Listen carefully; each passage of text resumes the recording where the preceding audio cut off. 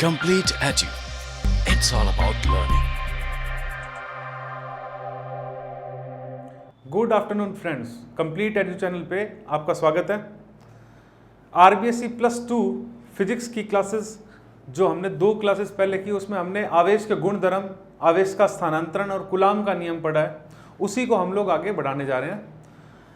आवेश के बीच में जो 2 आवेशों के बीच में बल लगता है वो हमने पढ़ लिया, पर अगर मान लो किसी निकाय में 2 से ज़्यादा आवेश हो तो उस स्थिति के अंदर किसी आवेश पर लगने वाला बल किस प्रकार से ज्ञात करेंगे, ये हम देख रहे हैं। तो एक मान लो अपने पास में एक निकाय में बहुत सारे आवेश है, n आवेश हैं, Q1, Q2, Q3, Q4, ऐसे करके अपने पास में Qn आवेश हैं।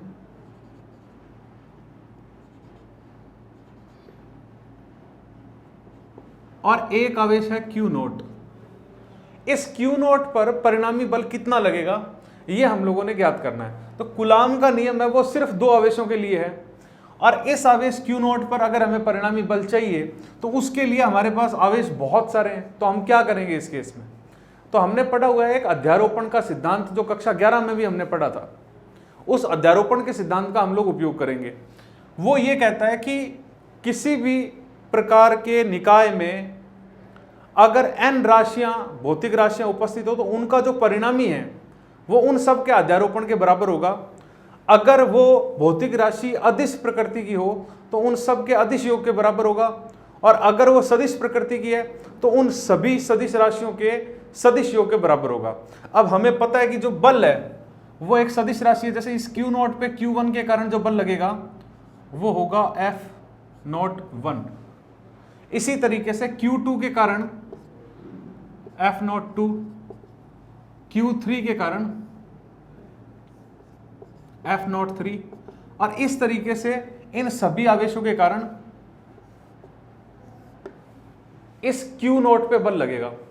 अब ये जो सारे बल हैं, किसी भी 2 आवेशों के बीच में लगने वाला बल किसी तीसरे आवेश की अनुपस्थिति से किसी प्रकार से प्रभावित नहीं होगा। जैसे मान लो अगर Q0 पे Q1 के कारण बल लग रहा है तो इस लगने वाले बल पे Q2, Q3 या किसी भी अन्य आवेश की उपस्थिति का कोई प्रभाव नहीं पड़ेगा।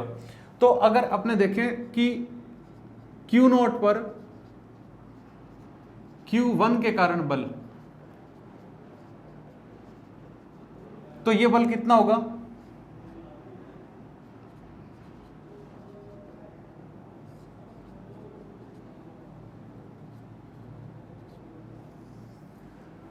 K Q0 Q1 बटा में R01 square dot R cap not 1। अब ये जो है ये इसका सदिश रूप है।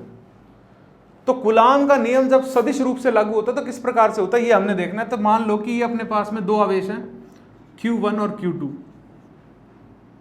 इसका स्थिति सदिश R1 वेक्टर और दूसरे का जो स्थिति सदिश है वो है R2 वेक्टर। अब Q1 पे जो Q2 के कारण बल लग रहा है उसको हम लोग लिखेंगे F12 वेक्टर से, और ये होगा K Q0 Q1 Q2 बटा में R।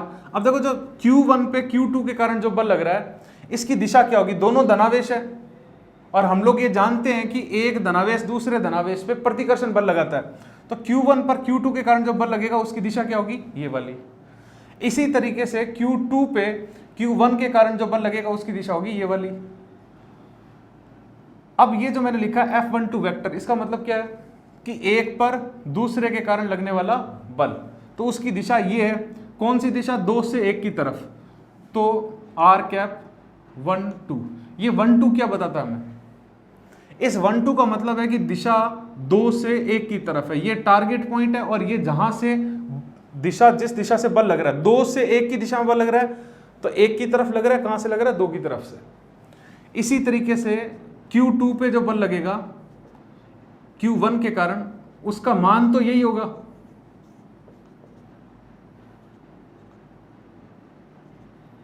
बस दिशा में अंतर होगा। देखो इस पे जो बल लग रहा है उसकी दिशा ये है, और Q2 पे जो बल लग रहा है उसकी दिशा क्या है? ये वाली। यानी कि दोनों बल एक समान मात्रा में लगेंगे किंतु विपरीत दिशा में। तो इसको मैं अगर F21 को लिखूं, इस R21 को अगर R12 लिखूं मैं, यहाँ क्या आएगा माइनस, यानी कि F21 वेक्टर बराबर माइनस का F12 वेक्टर। तो लगे हाथ हमने जो कूलाम के नियम का सदिश रूप है वो भी देख लिया, और इसको हम लोग यहाँ पे अप्लाई भी कर रहे हैं। तो ये जो Q0 है, इस पर Q1 के कारण जो बल है वो हो गया F01 वेक्टर के Q0 Q1 R01 होल्स के डॉट R कैप नॉट 1। इसी तरीके से Q0 पर Q2 के कारण भी बल लगेगा। इस बल का मान जो है वो कितना होगा, देखो Q0 पर Q2 के कारण बल के Q0 Q2 R02 के डॉट R कैप। अब बहुत सारे आवेश है, सब आवेशों के कारण इसी तरीके से बहुत सारा बल लगेगा। अगर हम सीधा चलें कि nवें आवेश के कारण कितना लगेगा, यानी कि Q0 पर Qn के कारण,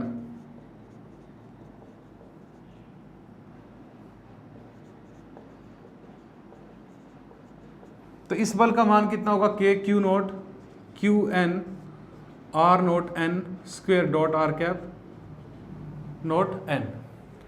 इन सभी बलों का जो परिणामी बल होगा वो इनके सदिश योग के बराबर होगा। यही अपना अध्यारोपण का सिद्धांत भी है। तो F0 वेक्टर यानी कि Q0 पे परिणामी बल कितना होगा, 1 के कारण बल प्लस Q0 पर Q2 के कारण बल प्लस Q0 पर Q3 के कारण बल, और इसी तरीके से Q0 पे Qn के कारण बल। इन सभी बलों का सदिश योग। अब अगर इनको मैं लिखूं तो इन सब में अगर आप गौर से देखो क्या चीज कॉमन है, देखो हर एक में K आया है, यानी कि K हम लोग कॉमन ले सकते हैं। इसके अलावा Q0 यहां भी है, यहां भी है, और हर एक में अपने को देखने को मिलेगा। तो इसको K और Q0 को हम लोग क्या ले सकते हैं, कॉमन ले सकते हैं।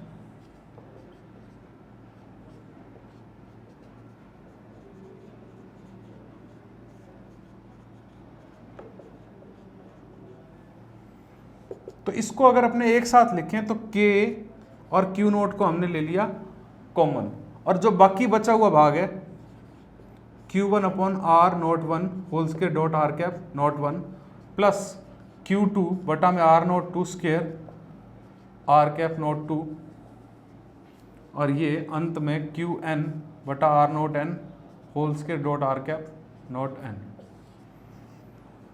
इसके अलावा इसको लिखने का एक और तरीका है जो कक्षा 11 में भी हमने यूज़ किया। जब किसी गुरुत्वीय क्षेत्र में बहुत सारे अपने पास में अलग अलग द्रव्यमान थे और किसी एक द्रव्यमान पे अन्य द्रव्यमानों के कारण जो लगने वाला बल था, उसमें भी सेम यही चीज़ अप्लाई की थी हमने। बस फर्क ये है कि वहाँ पे गुरुत्वीय बल था और इस जगह पे जो है वो विद्युत बल है।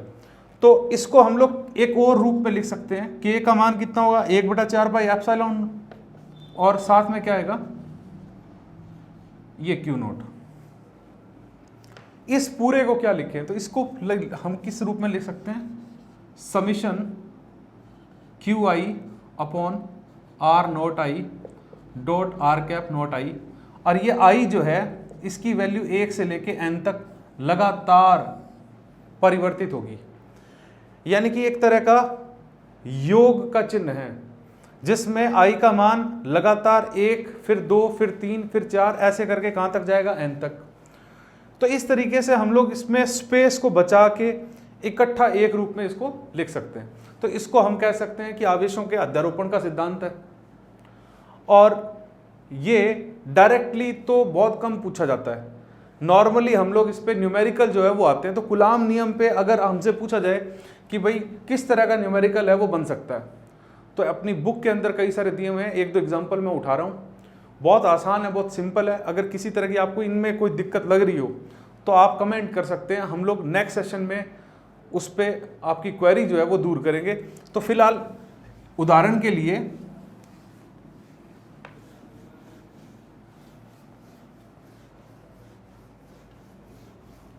हमारे पास में एक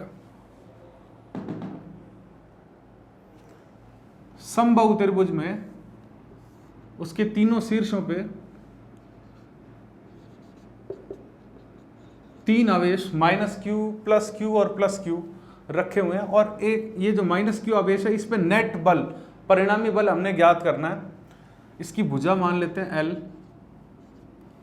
तो इस माइनस क्यू पे इस प्लस क्यू के कारण भी बल लगेगा और इस माइनस क्यू पे इस प्लस क्यू के कारण भी बल लगेगा, यानी कि दोनों के कारण बल लगेगा। बल की दिशा, अब देखो ये नेगेटिव है और ये क्या है, पॉजिटिव। तो इस पे जो बल लगेगा वो किस दिशा में लगेगा, इस दिशा में। और इसी तरीके से इस माइनस क्यू पे इसके कारण जो बल लगेगा वो किस दिशा में लगेगा, इस दिशा में, आकर्षण लगेगा। इसको हमने नाम दिया F1 और इसको नाम दिया F2। कोण इनके बीच में कितना है, थीटा इक्वल टू है 60 डिग्री। 60 कैसे आया भाई, समबाहु त्रिभुज, तीनों कोण जो होंगे इसके क्या होंगे, एक समान। तो सबसे पहले F1 की बात करते हैं अपने। F1 जो होगा वो कितना होगा, कूलाम का नियम हमने अभी अभी पढ़ा है, दोनों आवेशों का गुणा बटा में जो इनके बीच की दूरी है वो, तो KQ² बटा में L²। अब एक बात आपके दिमाग में आ सकती है, आनी भी चाहिए, कि सर ये माइनस क्यू है, ये प्लस क्यू है, फिर आपने Q² लिखा, माइनस नहीं लिखा। उसका कारण है कि F जो है वो एक सदिश राशि है। ये माइनस क्यू सिर्फ इसी बात का संकेत करता है कि जो लगने वाले बल की दिशा है वो इस तरफ होगी, और क्योंकि वो हमने अलग से उसको शो कर दिया इसलिए इस माइनस को लगाने का कोई औचित्य नहीं है। हम लोग जब अदिश राशि जैसे मान लो विभव का अध्ययन करेंगे तो वहां पे माइनस क्यू जो होगा उसका महत्व होगा, पर क्योंकि बल अपने आप में एक सदिश राशि है तो इस माइनस को यहाँ पे यूज करने का कोई अर्थ नहीं है। तो ये हो गया हमारा F1। इसी तरीके से इस माइनस क्यू पे इस प्लस क्यू के कारण जो बल लगेगा F2, दोनों आवेशों को गुणा कितना है, Q इंटू क्यू यानी कि KQ² बटा में दूरी कितनी है, L²। दोनों बल F1 और F2 60 डिग्री पे कार्यरत है, तो परिणामी बल जो होगा वो हम लोगों ने सीखा हुआ है +1 में कितना होता है, F1² plus F2² plus 2F1 F2 cos theta. अब ये थीटा का जो मान है ये इन दोनों बलों के बीच का कोण है, कितना है ये, 60 डिग्री। अब देखो F1 और F2 की न्यूमेरिकल वैल्यू सेम है, क्योंकि ये भी KQ² बटा L² और ये दूसरे वाला जो है वो भी क्या है, KQ² बटा में L²। तो F नेट जो होगा वो क्या होगा, cos 60 का जो मान है वो होता है 1/2। तो cos 60 की जो ये वैल्यू है ये हम लोग यहां पुट कर देंगे।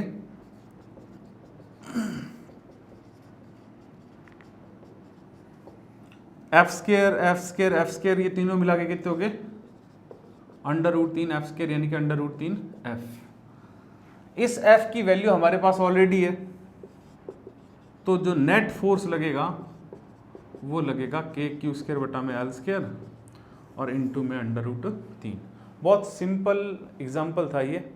इसी तरीके से हम एक दो और एग्जाम्पल जो है वो स्टडी करने वाले हैं, जैसे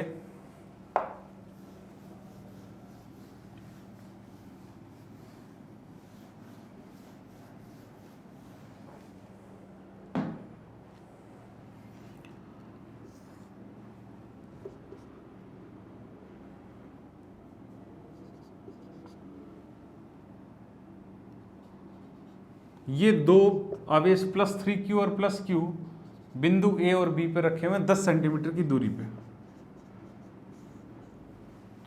प्रश्न ये है कि एक अन्य आवेश +Q को किस स्थान पे रखा जाए कि इन दोनों के कारण लगने वाला नेट बल, परिणामी बल 0 हो। तो हम लोग मान लेते हैं कि मान लो कि इसको हमने रखा इस जगह पे, A से r दूरी पे रखा, तो जब इसकी A से दूरी r है तो B से कितनी होगी, 10 - r। प्रश्न ये है कि इस +Q को किस स्थान पे रखा जाए, कितनी दूरी पे रखा जाए कि इस पे लगने वाला नेट बल क्या हो, 0। तो +Q पे जो इसके कारण बल लगेगा वो होगा K × 3Q × Q अपॉन में दूरी है r, ये बल हुआ F1, यानी कि इस आवेश पे इसके कारण इस दिशा में F1 बल जो कार्य कर रहा है उसकी वैल्यू हमने फाइंड आउट की है। ठीक इसी प्रकार से इस प्लस क्यू पे इसके कारण भी बल लगेगा, उसका मान कितना होगा, दिशा उसकी कौन सी होगी, ये वाली, क्योंकि ये भी धनावेश ये भी धनावेश, के क्यू इंटू क्यू बटा में बीच की दूरी है 10 की power minus r whole square. ये दोनों बल एक दूसरे पर जब बराबर मात्रा में लगेंगे तो नेट बल का मान क्या होगा, 0।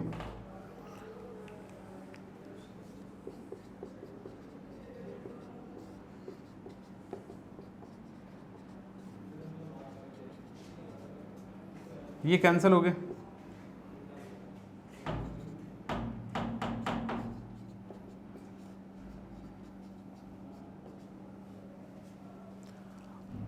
अब अगर इसको चेक करें हम तो ये बनेगा √3 बटा में r बराबर 1 बटा में 10 माइनस आर। क्या किया हमने, सिर्फ और सिर्फ दोनों तरफ जो स्क्वायर था उसको हटा दिया, तो ये 10 minus r into √3 cross multiply कर दिया,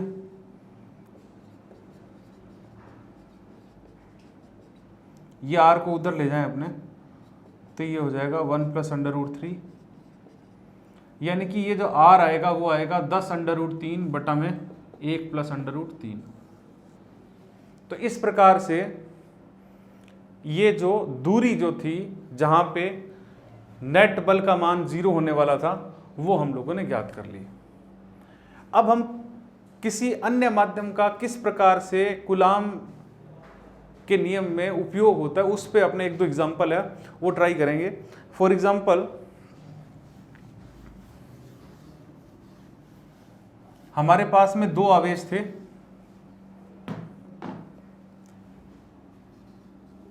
जो वस्तु A है उस पे आवेश है +4Q और +2Q आवेश जो है वो एक अन्य वस्तु B पे है। इनके बीच की दूरी थी बच्चों R।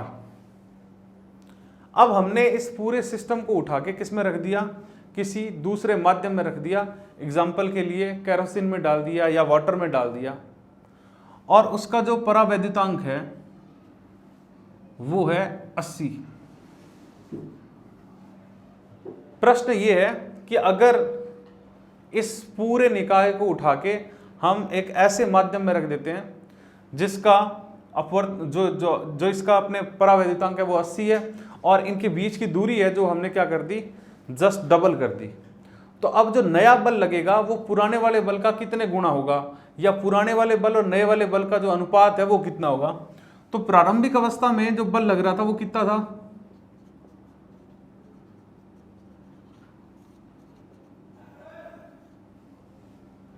अब जब हमने इसको दूसरे माध्यम में रखा तो क्या परिवर्तन किया, एक तो ये एप्सिलॉन आर आ गया, दूसरा जो बीच की दूरी है वो क्या कर दी हमने, डबल, यानी कि नया बल जो होगा वो होगा K/εr into 4Q into 2Q, क्योंकि हमने आवेशों के मान को तो परिवर्तित किया ही नहीं है, और बीच की दूरी कितनी होगी, डबल 2R। तो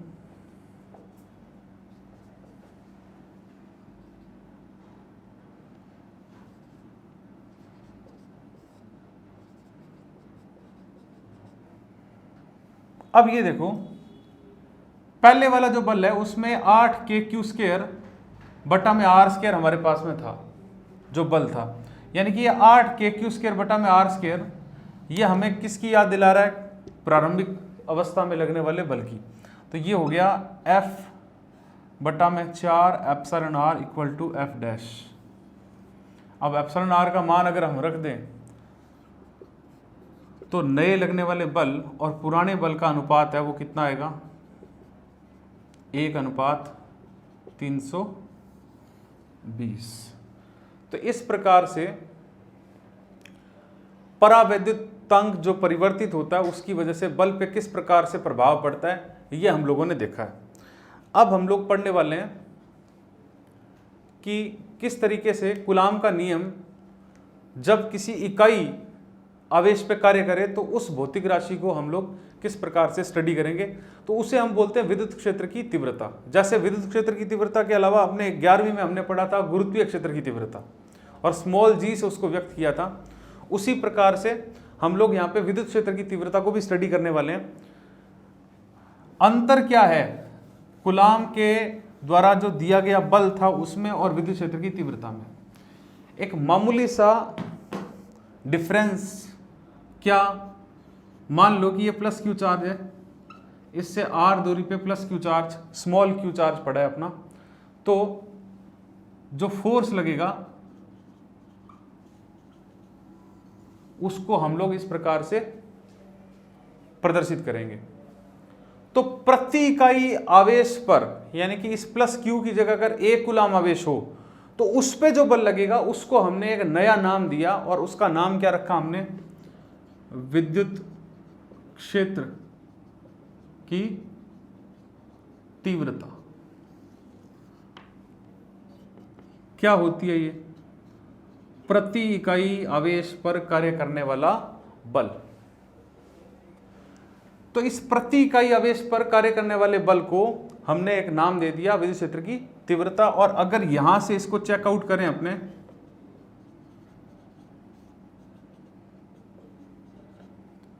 तो ये मिलेगा बच्चों के कैपिटल क्यू बटा में आर स्क्वायर। ध्यान रहे कि ये जो कैपिटल क्यू है ये सोर्स चार्ज है या स्रोत चार्ज है, जिसकी वजह से हम लोगों ने आर दूरी पे विद्युत क्षेत्र की तीव्रता को निकालना है। और क्योंकि F जो है एक वेक्टर क्वांटिटी है, सदिश राशि है, तो E भी एक क्या होगी? सदिश राशि। और F की जो दिशा होगी वो E की दिशा के अंदर ही होगी, यानी कि F की दिशा और E की दिशा क्या रहेगी? सेम, क्योंकि Q जो है वो क्या एक तरह का अदिश राशि है। तो E वस्तुतः इकाई धनावेश पर लगने वाले बल को व्यक्त करने वाली भौतिक राशि है, बहुत इंपॉर्टेंट है। और ये शब्द आपको 100% आरबीएससी के पेपर में देखने को मिलेगा। इसकी जो SI इकाई है वो क्या है? देखो, बल के लिए हम लोग क्या यूज करते हैं? न्यूटन, और बटा में क्या है? कूलाम। तो न्यूटन प्रति कूलाम जो है वो विद्युत क्षेत्र की SI इकाई है। इस पूरी की पूरी जो हमने आज पढ़ा है, इस वीडियो में जितने भी कंसेप्ट, जितने भी क्वेश्चन करवाए गए हैं, इससे रिलेटेड किसी भी तरह की कोई क्वेरी हो, किसी भी तरह की कोई प्रॉब्लम हो, तो आप कमेंट में पूछ सकते हैं। आपकी हर क्वेरी का जवाब दिया जाएगा। इस चैनल को लगातार सब्सक्राइब कीजिए, कमेंट कीजिए, जिस तरह की भी आपकी प्रॉब्लम होगी सबका सॉल्यूशन मिलेगा आपको। हमारे फेसबुक और इंस्टा पेज को लाइक कीजिए। हम लोग आगे नेक्स्ट क्लास में इसी को हम कैरी करने वाले हैं।